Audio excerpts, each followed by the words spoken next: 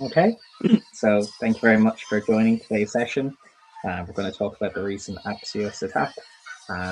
Thankfully, we're being accompanied here with Jenn from Open Source Malware. Jenn, would you like to introduce yourself? Yeah, you bet. Thank you for having me, Nigel. So like you said, my name is Jenn. I am one of the co-founders of Open Source Malware. It's a community-driven threat intelligence platform that's focused on malicious open source. We have a completely free feed where you can go and get threat reports. And I'm particularly interested in this topic because this has been a top issue for at least the last, we'll say, 8 months. This has been a growing type of problem, and I'm interested to have this conversation. Yeah, amazing. And look, there's been a whole range of different incidents in the past week or two. Everything between Light LLM, we saw the incident with Trivi, and now we're seeing it with Axios. What makes the Axios incident different or maybe more concerning for the average user? Yeah, I mean, I think what is particularly problematic about Axios is its popularity. So if we rewind for a second, the type of compromise that's happened is called an account takeover, and it's when a threat actor gains control of a legitimate package and then uses the community's trust in that package to ensure maximum blast radius. Depending on the day, the week, Axios is in the top 3 to 15 most popular projects globally. So this is a highly used piece of internet infrastructure. And while the attacks by Team PCP in the last 10 days or so were certainly problematic with Trivi and Aqua and Light LLM, the blast radius here is just so much bigger. Yeah, no, absolutely. And just for a bit of context for those who have never used the technology or don't know that they're using Axios, can you just give us an idea of, first of all, NPM, what the purpose of the NPM registry is, and also what this one specific package Axios is actually doing within the stack? Yeah, so NPM is a registry, and it's a place that you can go to download open source, specifically JavaScript is most of what you're going to find in there. Axios is,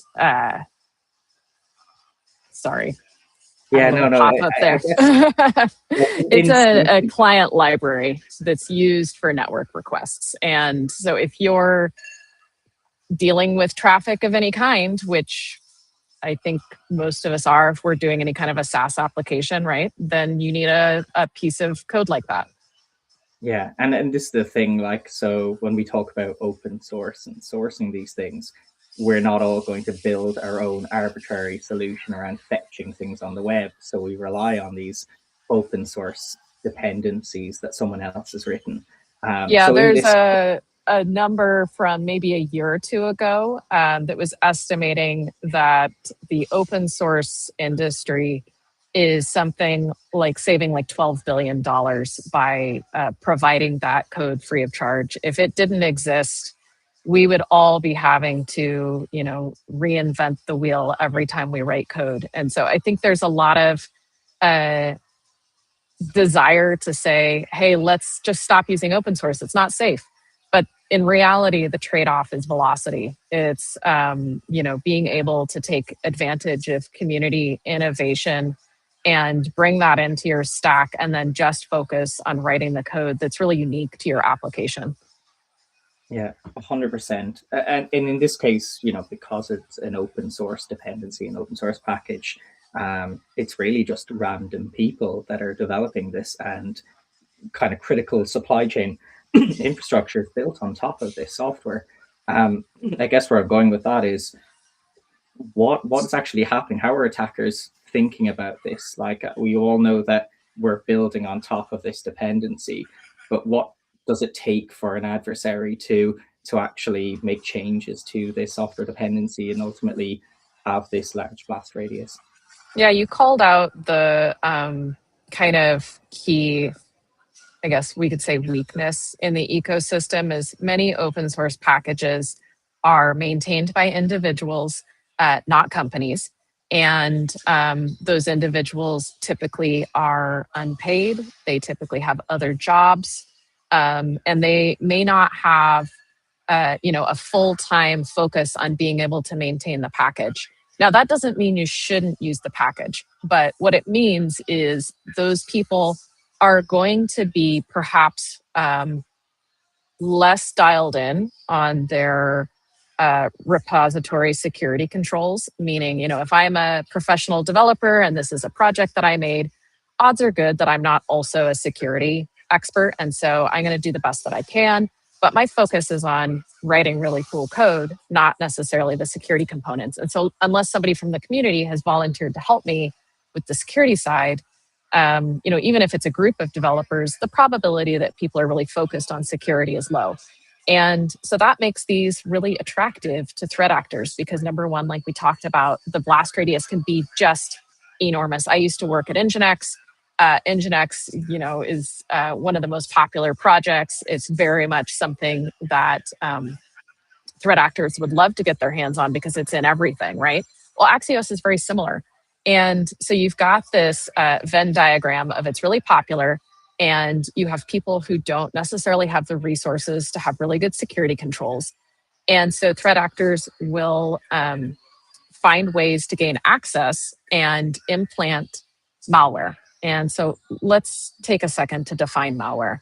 It gets confused a lot with vulnerabilities, which is like a security bug in the code. The developer published a library and maybe made a mistake that could allow for a SQL injection or something. So that's one risk. But malware is code that is written bad from the start with the intent to harm. And there's lots of reasons that threat actors will insert malware into packages. I don't think it's overstating it to say it's almost always financial reasons, either directly financial. They may be doing, some kind of a crypto stealer, which there's evidence that could have been what's going on here with Axios. It could be somewhat indirect in that these malicious components could be scraping out data, your cloud credentials, your keys, getting into databases. So think of it more as data theft, which is, data is probably the most valuable currency we have these days. And then there's kind of the chaos element of sometimes they just do it to be destructive. That doesn't tend to be the first reason. If we look at state actors that initiate malware campaigns, which there's some evidence that the Axios attack is from North Korea, a North Korean actor. In many cases, they are looking for financial gain. They had a $2.2 billion year last year stealing cryptocurrency. Yeah. And just regarding that, you mentioned there's this group, UNC 1090 or whatever the DPRK group is that's supposedly responsible for this, at least according to Mandiant's research. For those who don't know Open Source Malware as an organization, you tie all the kind of indicators of compromise together, right, to show not just that there is a compromised package, but more so, here are the endpoints they're talking to, here's the thing that was changed. Is it possible you kind of quickly just share your screen just to kind of give users who've never used this platform before what it means to look at malware and those indicators of compromise? Okay, hopefully you can see that. Yeah, that looks like it's viewable. So I'll actually drop the link to this page in the chat, and anyone who wants to take a look at it can follow along. I will. Oh, I lost your audio, Nigel. Is that me or you? Sorry. No, I'm back.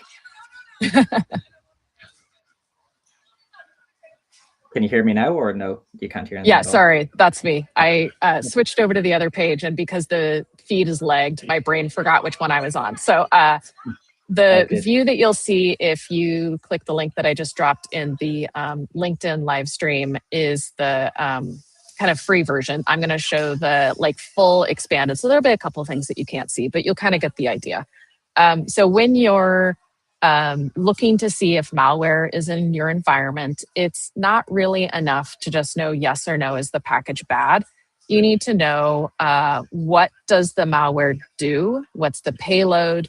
who's the threat actor, that's going to help you really do that incident response. And so what we have here on our Axios threat feed is a quick description of what the attack did. So in this case, it was a legitimate package, compromised via hijacked maintainer account. We have a bunch of information about the payload. We should talk, Nigel, don't let me forget that we need to talk about where the actual malware was hidden was actually in a transitive dependency. We have some information here about the popularity of the project. So, if it's a novel piece of malware that, was always bad, you're probably not going to see these huge download numbers. But with these huge download numbers, that often tells you, yeah, it's been an account takeover. In this case, it's registered to the real individual whose account was compromised. But what you asked me about, Nigel, was kind of the connections. So once you know that you're dealing with malware, you're going to look for indicators of compromise and see how those indicators of compromise relate to each other. So here we have a threat graph with the Axios package that was compromised, and it has quite a bit of infrastructure needed in order to deliver the payload, right? So we have a whole bunch of file hashes here. That's what the little pound sign looks like. We have those email accounts. So what we know with the account takeover is that once the threat actor gained access to the Axios account, they changed the email address, effectively locking out the original maintainer. We have got pulled down, the URL, or the domain rather, that is being delivered, the C2 infrastructure, the URL. We have an IP address, and what you'll see with these green lines is that they are connected to other assets. So we have another domain. I'd have to open that one up. Oh, it looks like it's probably an IP address. But then most importantly, we have another package. And so as you're looking at the spread of a malware campaign, it's rarely just one poisoned package or one problem. In this case, we've got two. And so what's interesting here is the Axios project is not what contained the malware. We have a concept of a direct dependency and a transitive dependency. So when you choose to pull in Axios to your code, you're choosing it as a direct dependency. But many open source projects, and JavaScript is notorious for this, will have dozens, if not hundreds, of transitive dependencies. So those are the other packages that one calls in order for its functionality to work. And what the threat actor did was they actually created a poisoned transitive dependency for Axios. So that's this plain crypto.js. That's actually where all the nasty code lives. So we can see. Yeah, it's quite fantastic, IOCs. really. So, like for someone using this dependency Axios, they don't really see any code change on Axios. Even for the maintainer, it's such a subtle thing, right? Referencing yet another transitive dependency, which is the plain crypto.js. It's something that I guess you could ignore in a simple code review because it just looks like yet another Very thing. much, yeah. Yeah, and then within that, it has this what do you call it, the post install script, which then has more nested context, which again is base64 encoded. So like it's not like it's an amateur attempt at bypassing detection. I mean, they've done everything right here to run. It was very intelligent, yeah. Yeah. This is just the dependency here. You can see this is where Axios is calling in its dependencies, and these are all legit.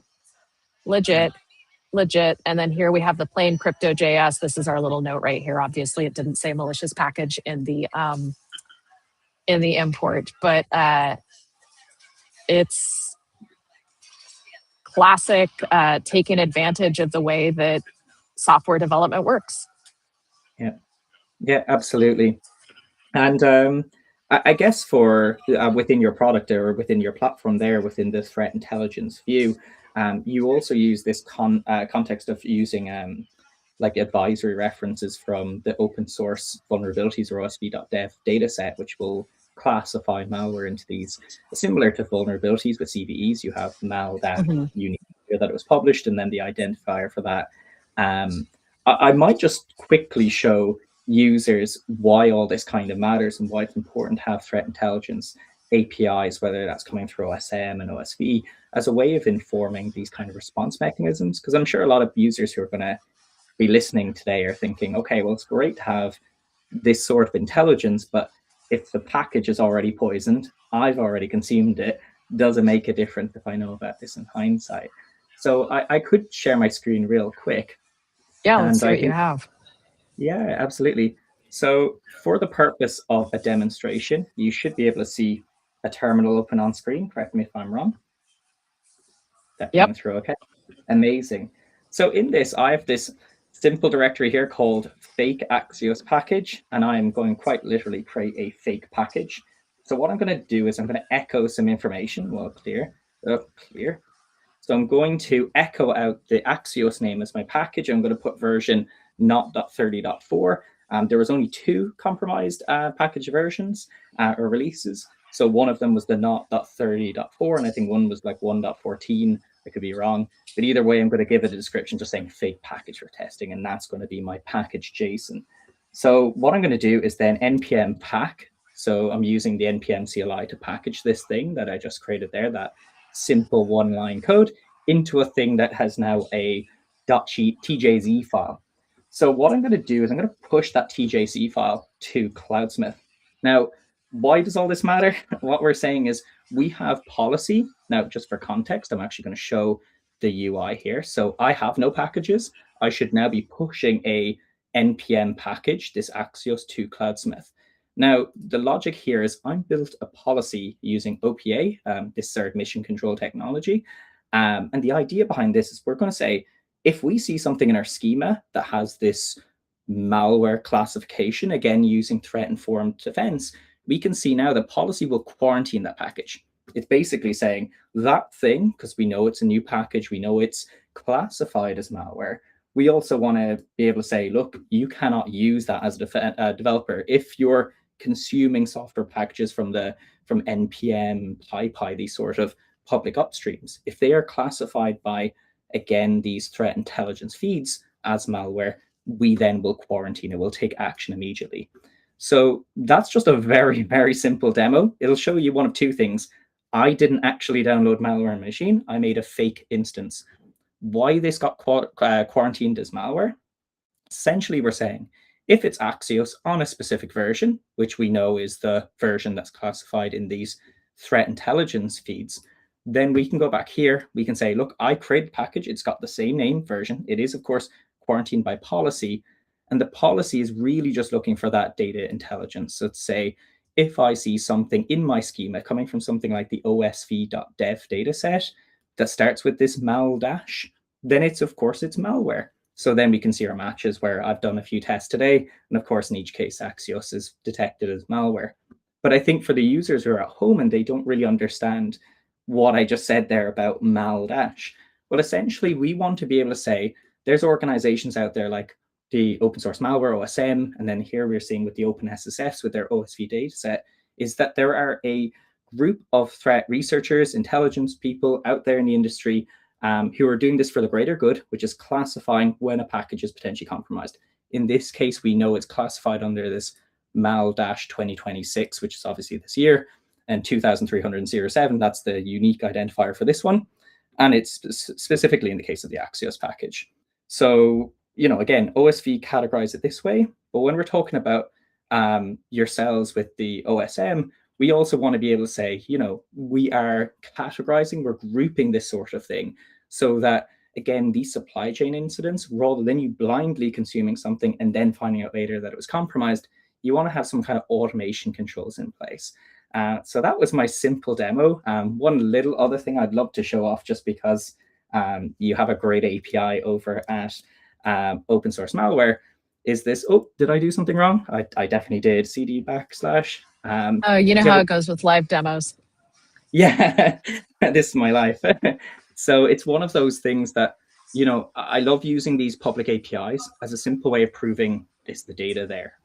It's one thing telling me, hey, these APIs are ahead of it. They know what malware is. But it's another thing actually saying, well, I need to then build automation systems on top of these APIs. So, we talked about the OSSF, Open Source Security Foundation. They have this osv.dev, which is what's classifying this malware identifier. But yourselves over at Open Source Malware, you also have this idea of threat ID. And I think what's so powerful about this threat ID and the simple summary is really just a way of saying, hey, it's one thing to say we detect malware, but that any dev anywhere can build automation systems on top of these APIs. I think that's the really valuable take-home message here when it comes to, not just detecting threats, but automatically, preventing you from actually consuming the compromised package.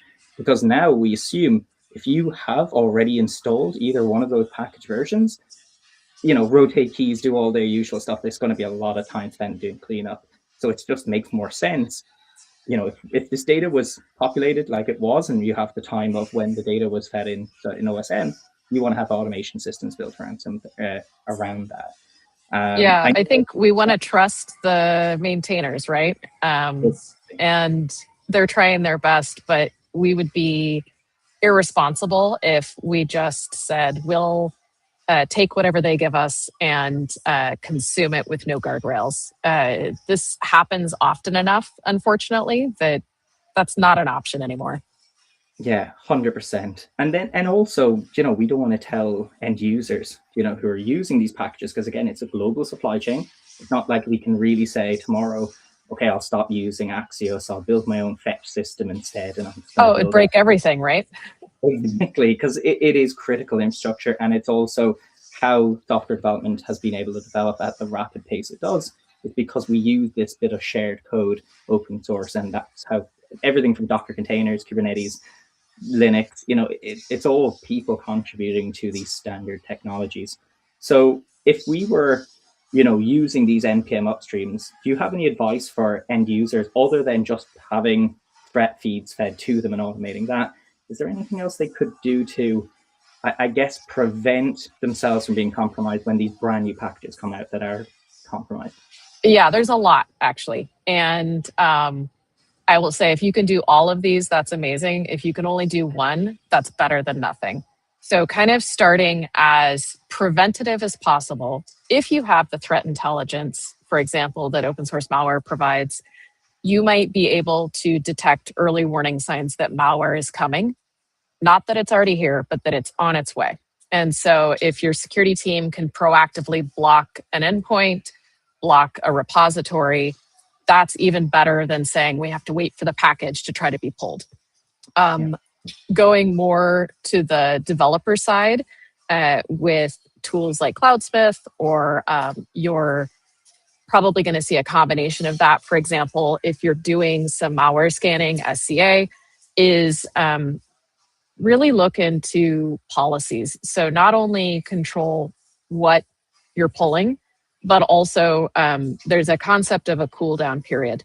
And a cooldown period is it's a policy that says when a new version comes out of something that's already in my pipeline, don't pull it until an amount of time has elapsed. So it can be anywhere from minutes to hours to days.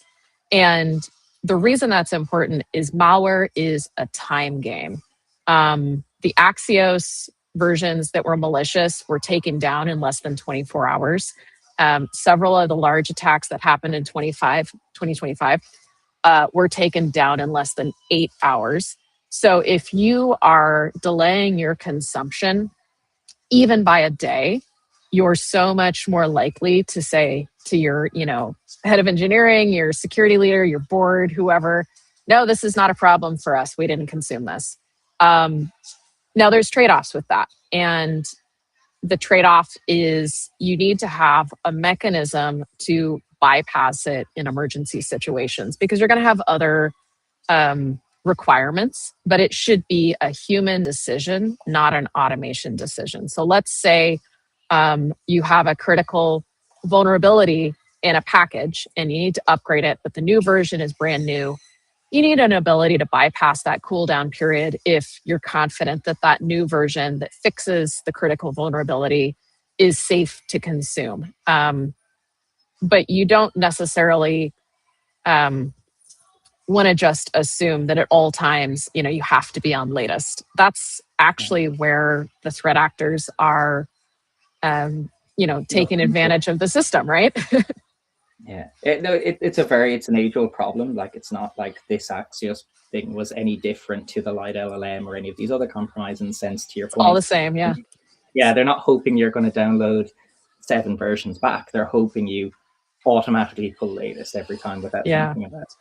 And I would be remiss if I didn't say, rotate your secrets, scope your tokens down to short access. I'm going to get that on a shirt, rotate your secrets.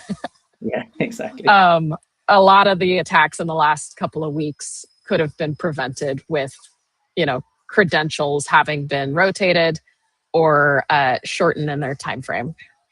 Yeah, absolutely. And even, when I look at organizations and other influencers in space, you see the likes of John Hammond over there at Huntress, and they'd be telling users, how, because these are questions coming from end users, which is, how do I know, have I been compromised? How do I know that I have actually installed this thing? And the amount of times I've seen these Git projects just showing up overnight that are like, run these arbitrary set of commands in order to prove that I've got it set up. We're seeing now in Europe in particular, but across the industry, that there's more mandates now to have things like software bill of materials for exactly this reason. Yeah. To be able to say, I can prove that I do have it, so I don't have to manually run around finding out, am I affected by an incident? So, well, and candidly, while you're running around, rotate your credentials anyway. Just do it preventatively. And if it turns out you didn't need to have done it, that's, great. Fantastic. Sounds like we have some Q&A, right? You can tell when I turn up. Thank you, Jen. Thanks, Nigel. I didn't want to interrupt, and that was a good discussion there, but we've got a few questions. So we'll start with the blind trust issue. So a question in here: I can imagine unsecured over-trusting agents becoming a new attack vector for maintainers. So what's the implication of this both for maintainers and for supply chain security? I would love to tackle this first, and then Nigel, I want to hear what you have to say. So first off, we have already seen overly permissioned AI systems be problematic. There was an account takeover in 2025 where the payload included a file that would scan the developer machine and look for locally installed LLMs, specifically Claude, Gemini, and Amazon Q. And once it found those, it would use those overly permissioned agents to then go find secrets in your environment. So that's just one example. Another is what we've seen pop up with, call it ClawHub, call it Moltbook, OpenClaw, I believe is the latest version. Immediately when that platform launched, people started publishing malicious agents. And the especially high danger with consuming an agent is you are giving it really advanced permissions compared to what you might even give another human. It could have access to your accounts. It could have access, to drain your crypto wallets, etc. And we found within, I think, 24 hours, over 300 malicious skills in that repo. Now it's up to over 700. So you should be absolutely cautious about using skills. And before I get off my soapbox, I'll say many of those malicious skills are not targeting developers. They're actually targeting people who are in go-to-market. So marketers, salespeople. If you look at the types of skills, you'll see things for YouTube and Reddit, Gmail, Excel. Why are they targeting these people? Well, they have access, again, to data. They have Salesforce creds or HubSpot, things like that, where they can really wreak a lot of havoc. So yeah, Nigel, I'm done ranting. No, absolutely. It's the same sort of attack surface. Nothing's really changed. If anything, it's a little bit more unhinged when it comes to AI tools because they are essentially just markdown files. So when you think about it, plain text, nothing too complex. But what they actually specify within them can be anything arbitrary, as you said, like to execute scripts. They can actually do that with via agent. I really liked what your co-founder mentioned the other day off the back of that blog about AI agents, and again the need to scan skills. Is that ClawHub is essentially just an open source repository, just like NPM, like PyPy, and people upload their skills. it's fine to say, great, we'll just delete the known to be bad skills, the ones that are base 64 encoding something that's like a crypto miner, whatever it be. But then, as you put it, they're also still on GitHub somewhere else. So like the threat hasn't gone away. It's just not anymore on ClawHub. So I think that's also where you need due diligence. You need to understand, look, anyone can write any arbitrary markdown skill, upload it anywhere on the internet. So you do need to be able to scan skills and actually vigilantly understand what that skill is going to do, because to give it full permission on your endpoint is kind of terrifying. It's kind of scary, yes. Yeah. Okay, thank you both. I think we have time for one final question. We're a wee bit over, but one more. So somebody has asked, what if they leaned into automation and using something like Dependabot? How can they protect themselves against these types of attacks? Yeah, so why don't you start and I'll chime in. Yeah, no, I think that was the same thing we're seeing over at Cloudsmith, is this idea of, plugging into a pluggable solution, which is to say, hey, look, we can take these arbitrary APIs. They inform us with a lot of information, to take that metadata from that and plugging it into a solution that can automate and scan, okay, I have these things in a pipeline, private or public, and make these rules about, better, more informed rules about, hey, this thing's flagged as malware, therefore I shouldn't naturally consume malware. And that same logic applies not just to malware, but things like vulnerabilities that are known to be exploited in the wild, these kind of real risks for organization. But yeah, I'll hand it over to you, Jen, if you have anything else to add. It's all about the data source. If you're using any kind of a scanner that's vetting what you're bringing in, you need to ask, how does that scanner know what's good and bad? If it's solely based off of OSV, so osv.dev was created to be a repository of vulnerabilities, not malware, but it does have malicious advisories, then your view is going to be incomplete, and it's probably going to be a little bit behind, because OSV is not always the first place where these go. In many cases, open source malware has advisories before OSV does. And then, is it covering your ecosystem? You may not care just about packages, right? You may be interested in VS Code extensions, or, as we talked about, skills. So it's really about ecosystem coverage, depth of the data, and can it catch novel malware, or is it only looking, or rather not novel malware, but unreported malware? So can it see, hey, this is doing something a little bit strange, maybe don't use this. 100%. And to your point earlier about the indicators of compromise, it's surrounding context. If you're a developer and you see something just to be malware, but you don't know what that means, it's very hard to say, what do I do next? But I think often having a deep advisory that tells you, here's the payload, here's why it matters, here's the criticality, and here's what you do next, really helps developers in particular to move forward in a quicker, more meaningful way. Yeah, it's a little trite, but context is everything, right? Exactly. Okay, thank you both so much. We're going to wrap it up there because it's 5:05 BST over here. And thank you very much, everyone, for joining. Thank you, Jen. Thank you, Nigel. You both, if you've joined us on LinkedIn Live, you'll have both Jen and Nigel's credentials. Shoot them a message if there's anything you want to discuss, or if there was a question that we didn't get to. Thank you very much, This everyone. was fun. Thank you. Thank you. It was great. Bye.